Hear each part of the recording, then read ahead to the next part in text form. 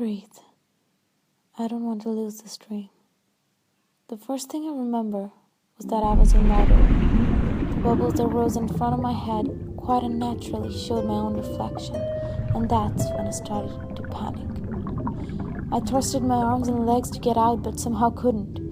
You know how when you focus on your breathing, you get the feeling you're not inhaling enough. But the moment your thought is diverted, even if you don't inhale, you breathe just fine.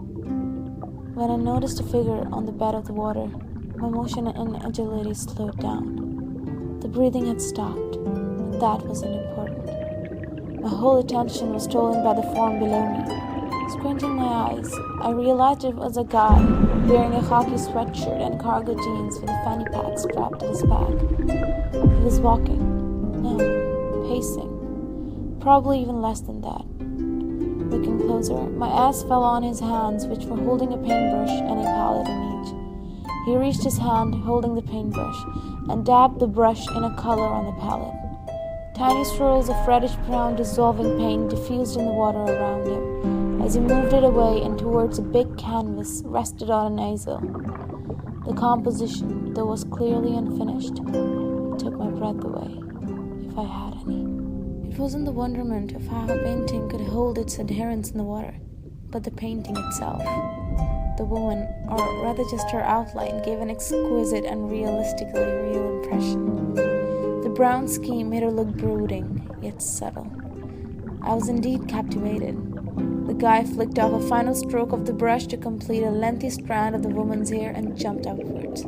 I instinctively backed away, before realizing that he was making his way up towards the timid sunlight. Breathe. I had to do something, otherwise I knew I would drown. The water in my ears tingled my senses, warning me to let some air out. I opened my mouth, and a wave of fear swept through me. I had no air left to let go. I could feel my throat tightening. I must be crying. But it was hard to tell, as those tears seemed too insignificant in the sea to even be counted as a contribution. That's when the guy swam back to the seabed. In my frenzy, I didn't notice when he had plunged back. Holding the palette and a brush, he recommenced his work.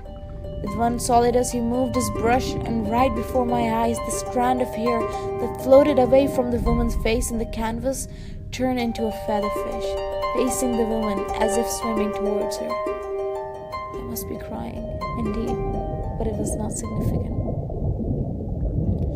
My eyes shifted towards the boy, and my heart skipped a beat. He had turned towards me and was staring intensely.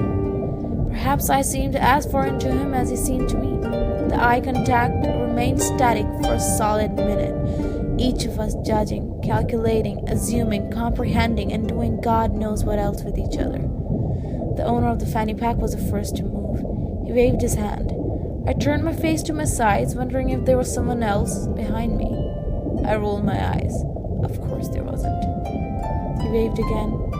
I hesitated at first, but then slowly swam in the direction of the seabed. I slowly, quite unsurely, rested my feet on the soft sand. A small cloud of the dirt circled around the contact before dying down as smoothly as it emerged.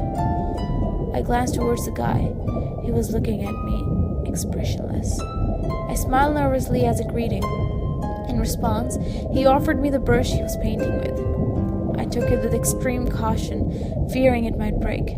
I flinched as soon as my fingertips kissed the brush handle. It was burning hot, making my fingers and hand bleed instantly from the blisters. The burnt blood swirled in the water like cigar smoke in air, reddish brown in color. A sudden realization dawned over me. My hands started to tremble, and I tried to let go of the brush, but the boy stopped me. He nodded as if to buck me up. With my lips quivering, I closed my eyes before nodding back. Slowly opening my eyes, I started to paint. The world twirled itself like a black ballerina, and just like that leaped before my eyes. I was blinded, not by its darkness, but by its beauty.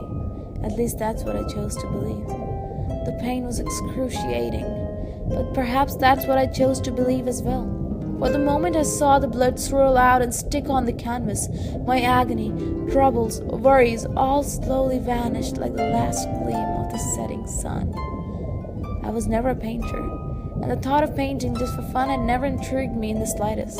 But one glide of my hand ruptured the cocoon I was spending my life in. One shot of adrenaline and a blend of excitement was all it took to get me high, on a journey of wonderment, stained by the burned, pigmented blood of mine.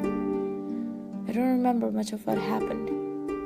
What still lingers in my head, like an aftertaste at the end of my tongue, it's a playful dance of the two of us.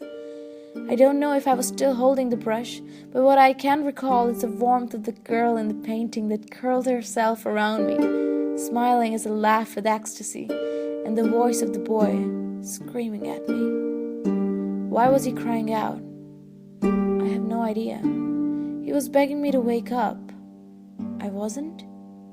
He was telling me to breathe, but I was breathing just fine, wasn't I?